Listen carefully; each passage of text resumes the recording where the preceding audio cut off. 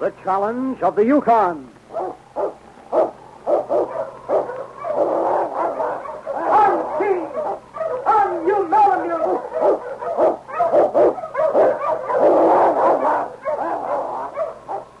The Wonder Dog King, swiftest and strongest of Eskimo lead dogs, blazes the trail through storm and snow for Sergeant Preston as he meets the challenge of the Yukon.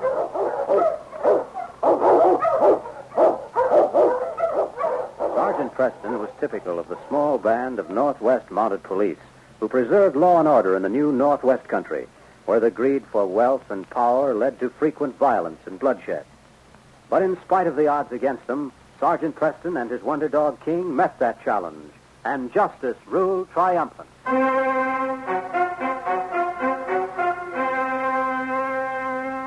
There were many courageous men and women who settled the western United States, homesteaders, cattlemen, empire builders. But there was a lawless element, too, men who'd commit murder for a price or because killing was in their blood. Manny Richards was one of these. He was just a youngster when, with a handful of hard-bitten frontiersmen, he stood off an Indian attack at Adobe City.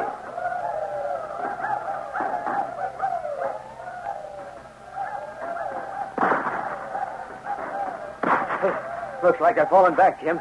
Yeah. Better take a look around. How many of our men they get? Luke's down. Benson. Taylor. Say, look at the kid, would you? Yeah, he's mighty handy with a rifle. I'll say that for him. What's he blinking for? Huh? That eye of his. Look. Keeps batting like he had something in it. Maybe it's nerves. Nerves. He holds that rifle with a steady hand. Hey, the Redskins are going to rush us again.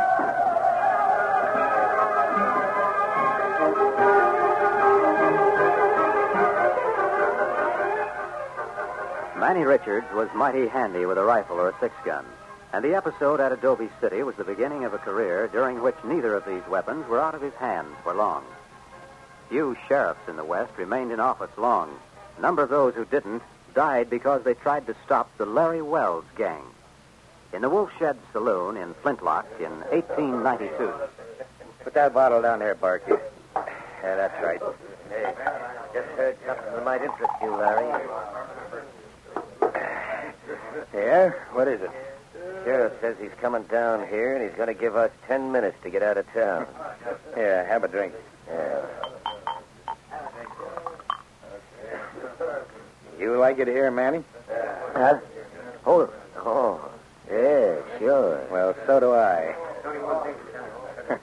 Here comes that badge toter now. You want me to take care of this? With that blinking eye you got? Nah. The sheriff will think you're winking at him. Well, That's me. I'm giving you boys just 10 minutes to get out of town. We kind of like your town, Sheriff. Fact is, we aim to stay here a spell. I've warned you. That's all I need.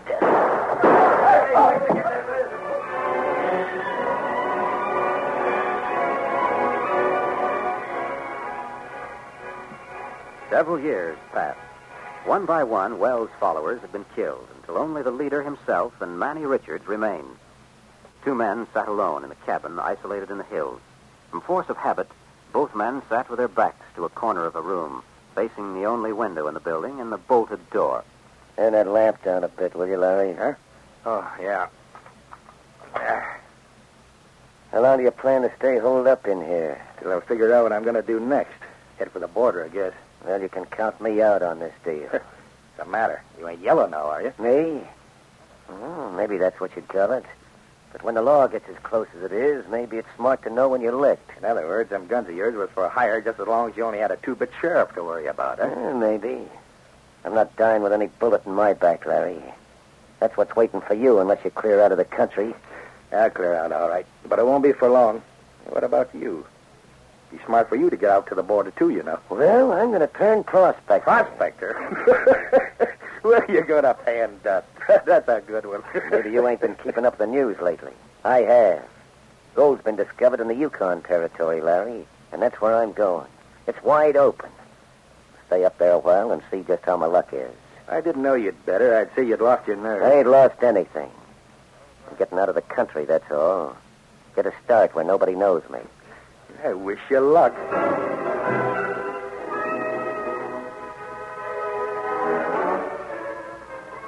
Richards went to the Yukon, where after several months he staked a claim. He felt secure in the knowledge that he was safe in a country where no one knew him. Until one day he met the man whose cabin and claim adjoined his own. In that cabin, Julie Ferguson cleared the dishes from the table, while her father sat smoking his pipe, gazing steadily into the fire. Goodness, Dad, you look as if you're thousands of miles away. What's wrong? Well, I guess I am thousands of miles away, Julie. I was thinking, what's your opinion of Richards? Oh, I don't know. Seems quiet enough. There's something about him that's like a panther or some cunning animal. Always has his guard up. Yes, that's it. And those eyes of his. I suppose it's just a nervous habit, but his constant blinking... Blinking? Blink. That's it, Julie, that's it. Whatever are you talking about? When you go into town for supplies tomorrow, I want you to leave word there for Sergeant Preston to come out here. Sergeant Preston? But why? What's all this got to do with Mr. Richards? Maybe it's got a lot to do with him. I'll write a note for Preston tonight. All I want you to do is take it into town. But Richards mustn't know anything about it. If he did, it might be dangerous for both of us, Julie.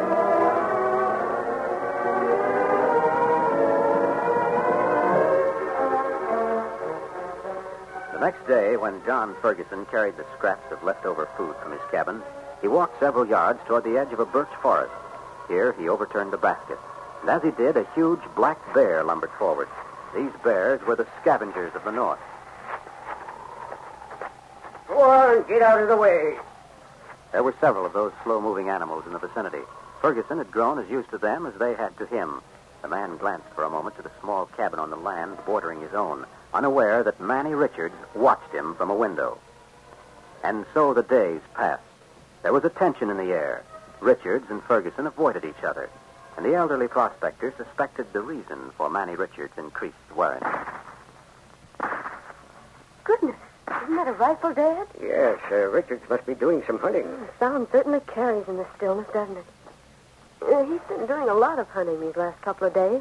Julie, are you sure they didn't tell you exactly when Sergeant Preston would be in, when you were in town? Oh, nobody knew exactly, except that he's due in either today or tomorrow.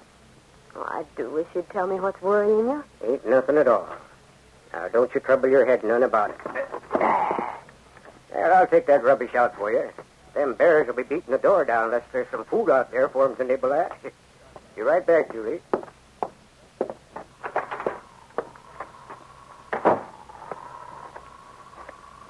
John Ferguson walked slowly, his head bent against the wind.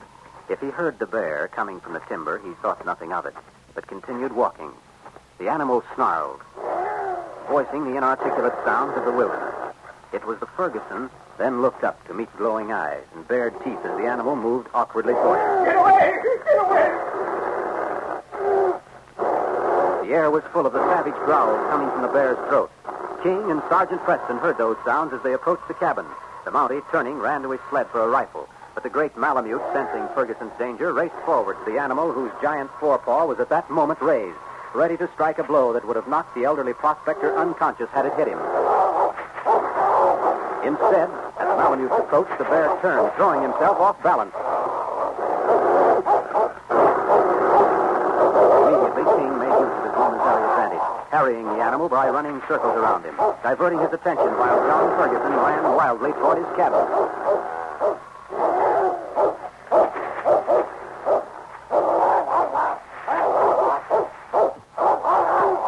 He dodged and lunged, circling, backing away, nipping the hind paws and escaping narrowly with waves of fractional forepaws. It was then, as the curious and panting bear made one desperate plunge toward him, that Preston began firing.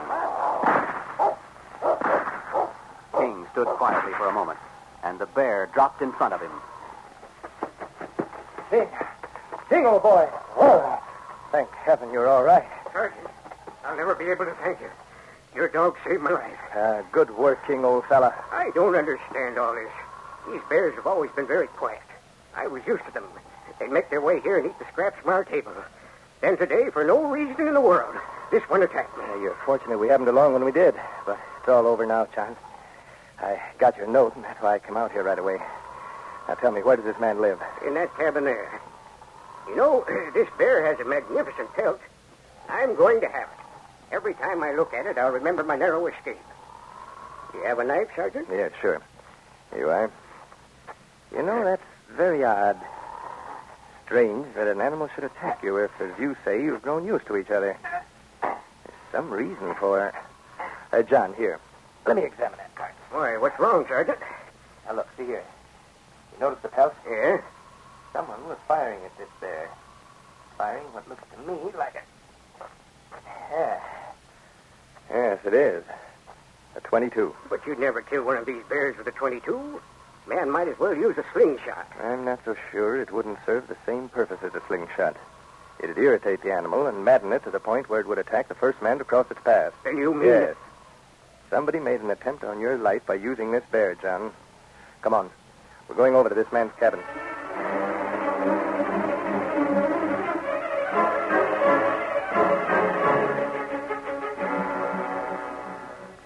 As the two men walked across the clearing, King followed his master.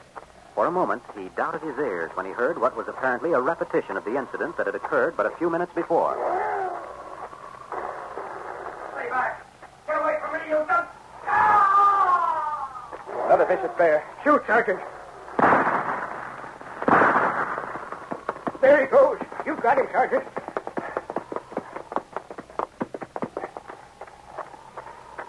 Too late, I'm afraid. Richards is dead. That bear broke his neck.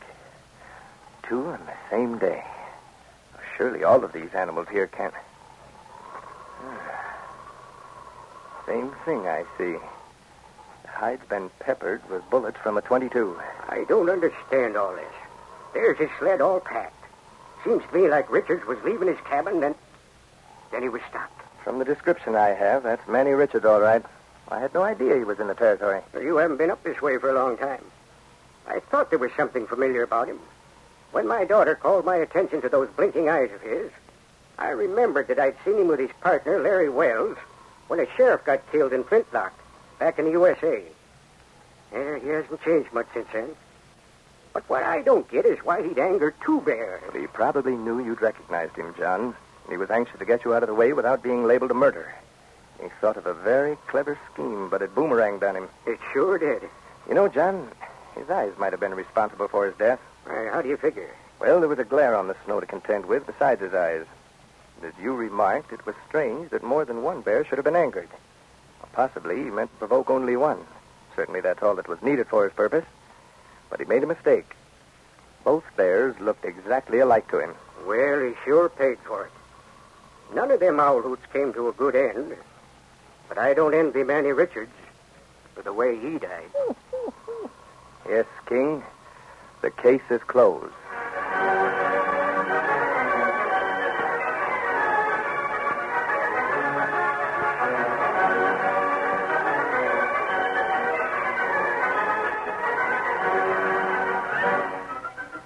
These copyrighted dramas originate in the studios of WXYZ Detroit and are sent to you each week at this same time. All characters, names, places, and incidents used are fictitious.